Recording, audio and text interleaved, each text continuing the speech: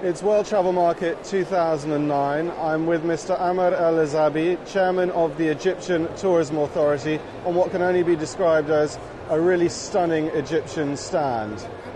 Very nice to see you again here, Mr. El-Azabi. My pleasure. First question I'd like to put to you is, I know that Egypt has a new logo, it has a new brand, fantastic new posters all over the show. I'm sure this has had a very positive and stimulating effect already. Would you like to talk more about the thinking behind it and the results? Effectively, in fact, we wanted to reformulate the personality of Egypt as it is projected in the minds of the tourists and as it expresses our potentialities. So we branded a campaign that will encompasses the personality of our history, culture, diverse culture, fusion of different components, and that's why we choose the word Egypt at the central, the word itself, at the center, at the beginning, at the birth, both of, let's say, culture and of the campaign and of your experience as a tourist.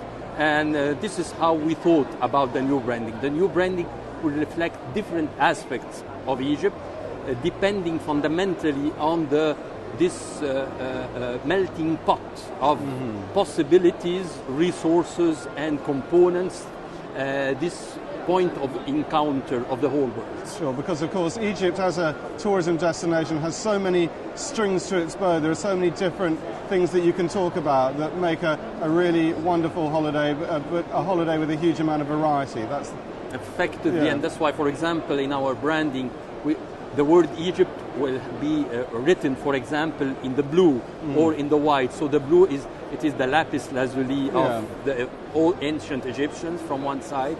It is in the same time the blue sky, the promise of the brand, the blue sky, the all year round welcome, as well as the magnificent both Red Sea and White Med. Absolutely, absolutely. And so what new developments are going on, can the trade look forward to in Egypt in 2010?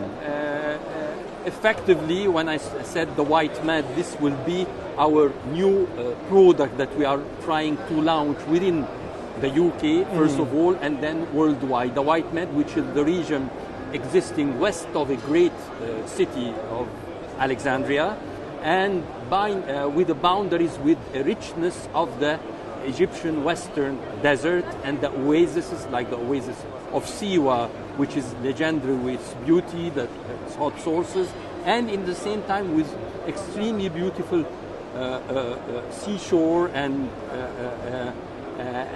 very beautiful hotels and facilities extending on about 100 kilometers. This is the new development and the new promise, and effectively there will be direct flights on a charter basis beginning to fly there beginning from next May 2010, though there are already a tourist movement from other countries than UK. And you mentioned direct flights. Is that into Alexandria or is it into other... Directly to the site itself, because we have on the north coast we have now 3 functioning airports.